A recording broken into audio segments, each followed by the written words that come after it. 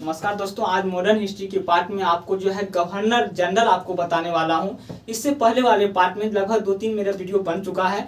इससे पहले वाले वीडियो में आपको जो है गवर्नर के बारे में बताया हूं, रॉबर्ट क्लाइव के बारे में बताया हूं मेरे भाई। और ये पार्ट जो है मेरे भाई, ये गवर्नर जनरल है वारेन हेस्टिंग, जिसका मैं आज डिटेल करने जा रहा हूँ और बहुत इंपॉर्टेंट है। ये मॉडर्न हिस्ट्री का पार्ट है मेरे भाई, तमाम एग्जाम में पूछा जाता है ये क्वेश्चन। आइए मैं चलता हूँ आपके साथ, आप पूरा वीडियो में बने रहिएगा। आज बहुत इंपॉर्टेंट कहानी आपको बताने जा रहा हूँ मेरे भाई।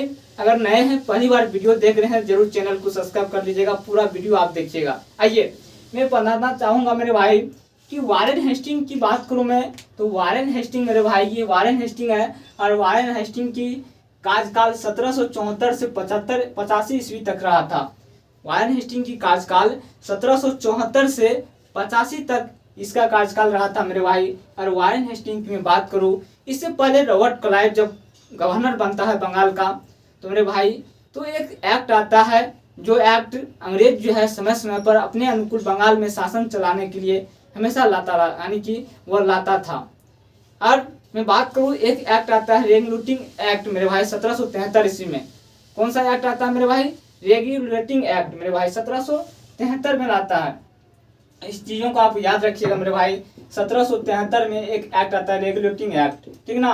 ये एक्ट के द्वारा क्या करता है, बंगाल की जो होता है मेरे भाई गवर्नर, उसको जनरल में बदल देता है और बंगाल का प्रथम गवर्नर जनरल बनता है मेरे भाई वारेन हेस्टिंग। कौन बनता है? वारेन हेस्टिंग बनता है। चलिए आप चलता हूँ मैं। वारेन हेस्टिंग जब बनता है बंगाल का गवर्नर जनरल, तो उसका कार्यकाल 1774 से 85 ईस्वी तक चलता है।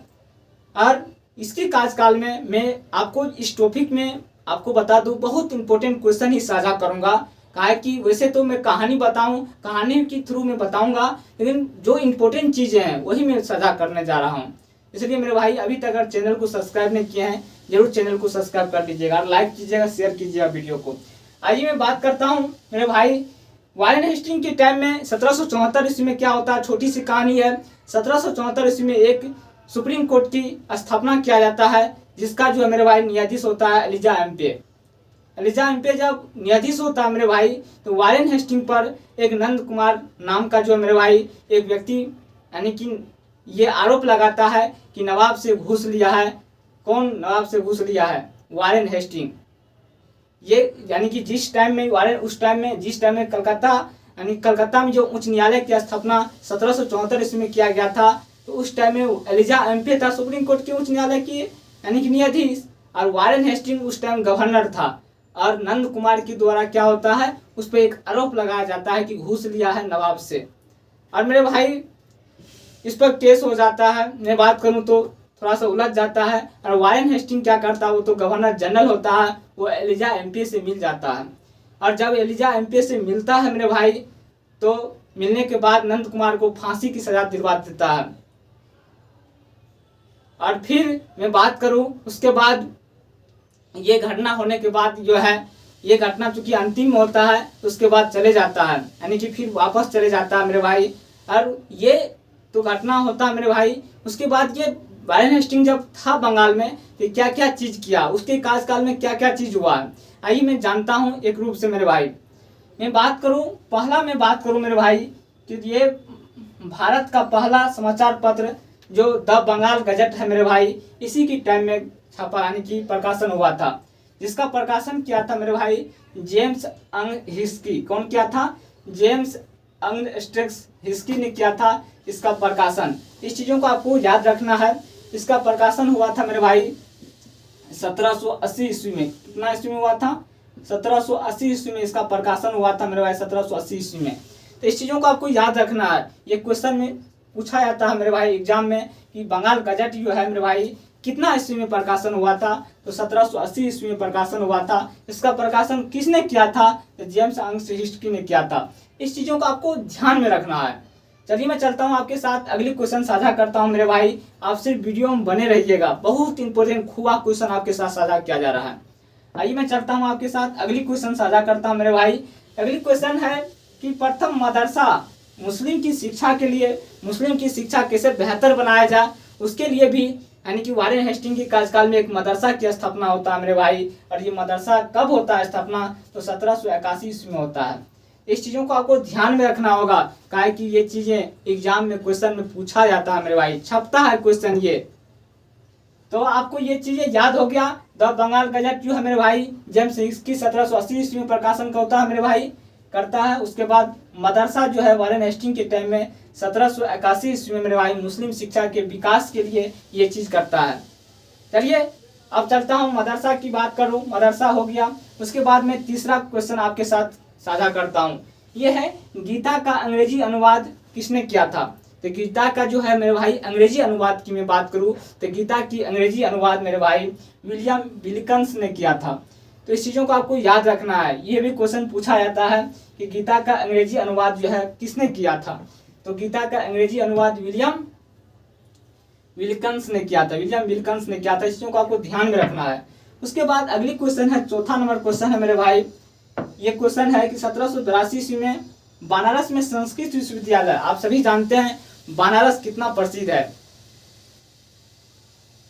बनारस बहुत प्रसिद्ध है मेरे भाई। बनारस का एक गाना भी निकला था, खाले पान बनारस वाला, क्योंकि आप सभी सुने होंगे।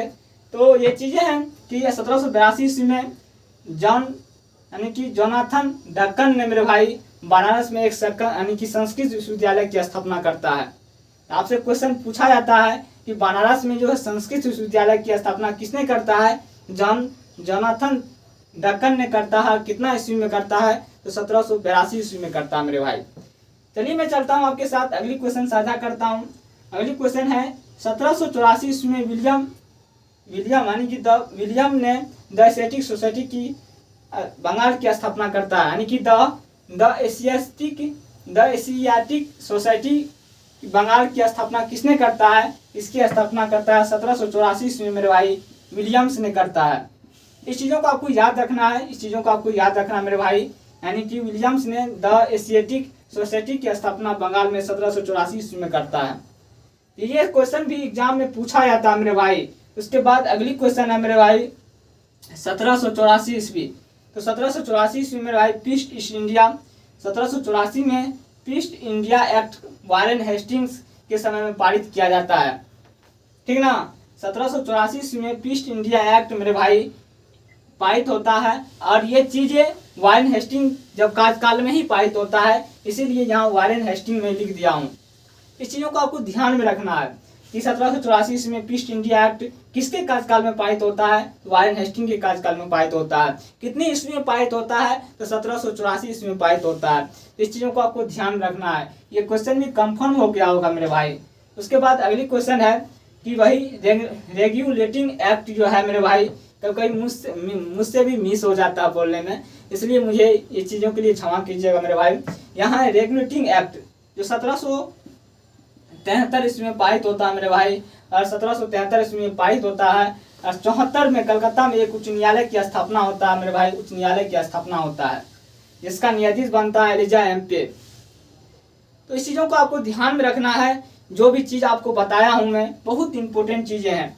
और इस उच्च न्यायालय में नंद कुमार को झूठा आरोप लगा करके फांसी की सजा वारेन हेस्टिंग के द्वारा दिया जाता है।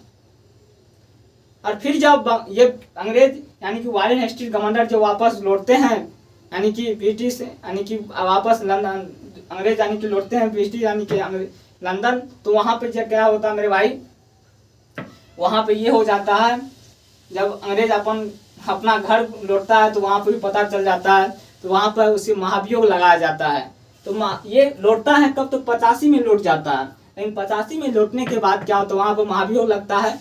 95 ईस्वी में महाभियोग का फैसला सुनाया जाता है। तो ये कहानी रही वारेन हेस्टिंग की, जो मैं बताऊं तो ये पूरी कहानी आपको समझ में आ गया होगा। बहुत इंपॉर्टेंट टॉपिक ही आपको साझा किया जा रहा है, और ये चीज़ें आप लाइन बाय लाइन आप याद कर लीजिएगा, ठीक ना। बहुत इंपॉर्टेंट है मेरे भाई।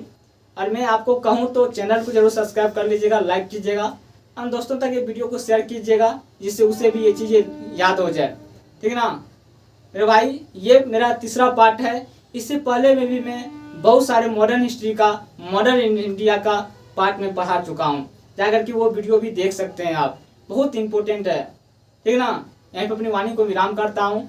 जय हिंद, जय भारत मेरे भाई। और मैं विश्वास करता हूँ ये काम जरूर कीजिएगा।